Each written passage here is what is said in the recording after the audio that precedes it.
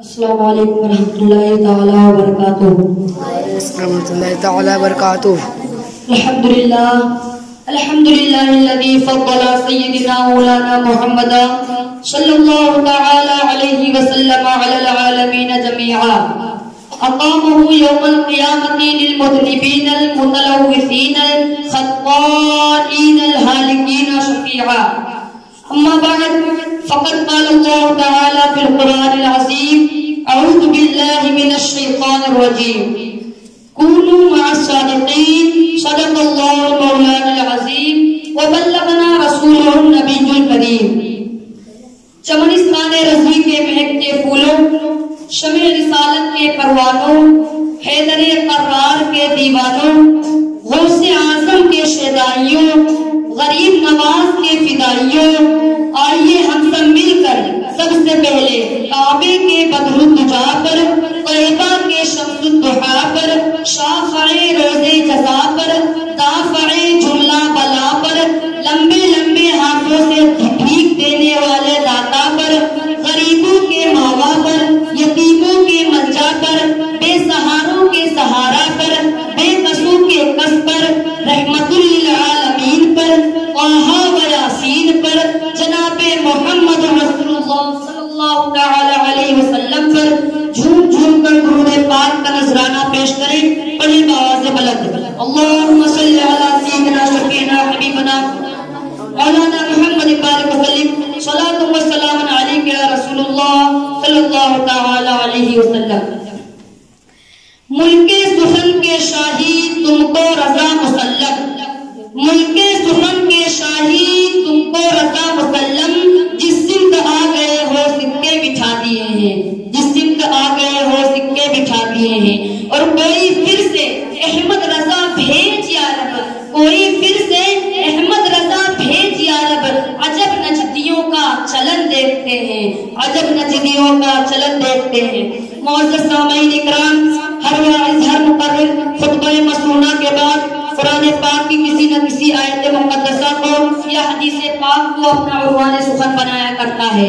اسی قانون اور ضابطے کے تحت میں نے بھی ایک جز آیت تلاوت کرنے کا شرف حاصل کیا ہے اور اسی پر کچھ گفتگو کرنا چاہتا ہوں۔ حضرات، نہ میں میدان خطابت کا درخشندہ خطیب، نہ بلیغ اللسان مقرر ہوں، نہ فصیح البیان واعظ، بلکہ میدان خطابت کا طفل مکتب ہوں۔ صرف بارگاہ اعلیٰ حضرت میں چند کلمات کا گلدستہ پیش کرنے کے لیے حاضر ہوا ہوں۔ حضرات، 14ویں صدی کے مجدد اعظم امام احمد رضا خان فاضل بریلوی علیہ رحمت و رضوان کا چرچا آج ہم بڑے فخر سے کرتے ہیں۔ حقیقت تو یہ ہے کہ ہم حضور اعلیٰ حضرت کے احسانوں کا شکریہ نہیں ادا کر سکتے اور ہماری آنے والی نسلیں بھی حضور اعلیٰ حضرت کے احسانوں کا شکریہ نہیں ادا کر سکتی۔ حضرات، اعلیٰ حضرت کی شخصیت ایک عظیم شخصیت ہے۔ امام احمد رضا کسی فرد واحد کا نام نہیں بلکہ بہت ہی خوبیوں کا نام امام احمد رضا ہے۔ ہماری شخصیت کا نام امام احمد رضا ہے، تدبر کا نام امام احمد رضا ہے، تفکر کا نام امام احمد رضا ہے، تعقل کا نام امام احمد رضا ہے، تفہیم کا نام امام احمد رضا ہے، تفقیہ فی الدین کا نام امام احمد رضا ہے، امام اعظم کی فقاہت کا نام امام احمد رضا ہے، امام راضی کی تدقیقی کمال کا نام امام احمد رضا ہے، علامہ جلال الدین سیوطی کے تفسیری کمال کا نام امام احمد رضا ہے، دینی مائل کی تحقیق کا نام امام احمد رضا ہے، استفتاء کی باریک بینی کا نام امام احمد رضا ہے، پیچیدہ مسائل کے حل کا نام امام احمد رضا ہے، دنیا وہابیت اور دیوبندیت کو ڈھانے کا نام امام احمد رضا ہے، قصر وہابیت میں زلزلہ پیدا کرنے کا نام امام احمد رضا ہے، دیوبندی اور وہابی کے منہ پر بھرپور تماچے کا نام امام احمد رضا ہے، دشمن رسول کی گردن کے لیے برہنہ شمشیر کا نام امام احمد رضا ہے، علم غیب پر دلائل کا انبار لگا دینے کا نام امام احمد رضا ہے، غوث پاک کے کردار کا نام امام احمد رضا ہے، سنیت کے مشعل راہ کا نام امام احمد رضا ہے، ماہرہ مطہرہ کے پیر و مرشد آل رسول کے سرمایہ حیات کا نام امام احمد رضا ہے۔ ارے حقیقت تو یہ ہے کہ عشق مصطفیٰ کے مجسمے کا نام امام احمد رضا ہے۔ سبحان اللہ، سبحان اللہ۔ حضرات، امام احمد رضا کا چرچا ساری دنیا میں پھیلا ہوا ہے۔ امام احمد رضا کی عظمت سب کو تسلیم ہے۔ امام احمد رضا کی رفعت روز بروز بلندی کی طرف رواں ہے۔ امام احمد رضا کی شہرت صرف ہندوستان کی چہار دیواریوں میں ہی نہیں محدود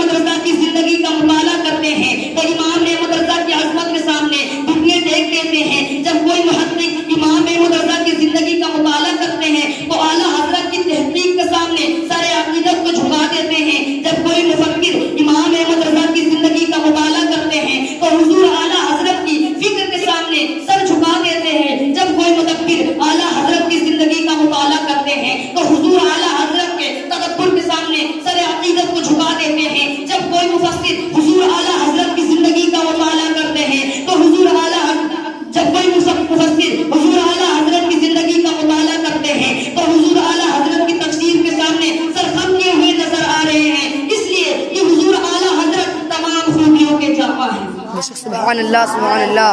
حضرات، خطبہ مسنونہ کے بعد میں نے جس آیت کریمہ کو تلاوت کرنے کا شرف حاصل کیا ہے، اس میں اللہ تبارک و تعالیٰ قیامت تک کے مسلمانوں سے فرماتا ہے سچوں کے ساتھ ہو جاؤ، سچوں کے دامن سے وابستہ ہو جاؤ، سچوں کا دامن تھام لو، سچوں کے قدموں سے لپٹ جاؤ. جب تاریخ کا مطالعہ کرتے ہیں تو صدیق اکبر کو سچا پاتے ہیں اور ان کے دامن سے وابستہ ہو جاتے ہیں اور صدیقی کہلاتے ہیں. غوث اعظم کو سچا پاتے ہیں تو قادریت کا پٹا اپنے گلوں میں ڈال لیتے ہیں اور قادری کہلاتے ہیں. امام اعظم ابو حنیفہ کو سچا پاتے ہیں تو ان کے دامن سے وابستہ ہو جاتے ہیں اور حنفی کہلاتے ہیں. خواجہ اجمیری کو سچا پاتے ہیں تو ان کے قدموں میں لپٹ جاتے ہیں اور اشرف چشتی کہلاتے ہیں. جو مخدوم سمنا کو سچا پاتے ہیں تو ان کے ساتھ ہو جاتے ہیں اور اشرفی کہلاتے ہیں. جو امام احمد رضا فاضل بریلوی کو سچا پاتے ہیں تو ان کے دامن کو تھام لیتے ہیں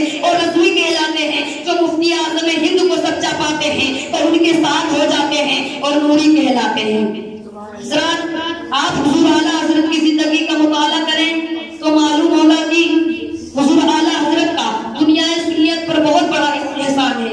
اس لیے کہ جب اس کارگردی پر دیوبندیت کی کالی گھٹا عالم اسلام میں پھیل رہی تھی، جب وہابیت کی تیز آندھی عالم اسلام کو اپنی لپیٹ میں لے رہی تھی، جب نجدیت اپنا دامن وسیع کر رہی تھی، جب دشمنان رسول چراغ عشق مصطفیٰ کو بجھانے کے در پہ تھے، جب مسلم نما بھیڑیا عظمت مصطفیٰ کو مٹانے کے لیے کمر بستہ تھے، جب گمراہیت پھیل رہی تھی، اس اندوہناک دور میں احمد رضا بریلی کی سرزمین پر جلوہ افروز ہوئے، جنہوں نے دامن وہابیت کو اپنے نوکے قلم سے تار کر دیا، جنہوں نے اپنی زبان و قلم سے وہابیت کی تیز آندھی کو روکا، جنہوں نے اپنے قلم سے دشمن رسول کی گردن کو اڑایا، جنہوں نے دشمن رسول کے دلوں پر دہشت پیدا کر دی، جنہوں نے دشمن رسول اور عاشق رسول کے مابین خط امتیاز کھینچا، جنہوں نے دیوبندیت اور وہابیت کو لاجواب کر دیا، جنہوں نے سرمائے عشق مصطفیٰ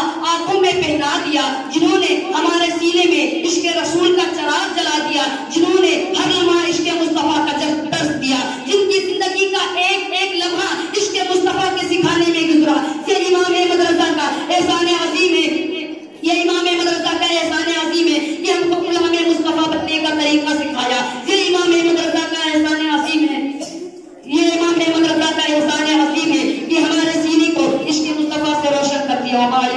السلام علیکم وعلیکم السلام ورحمۃ اللہ وبرکاتہ.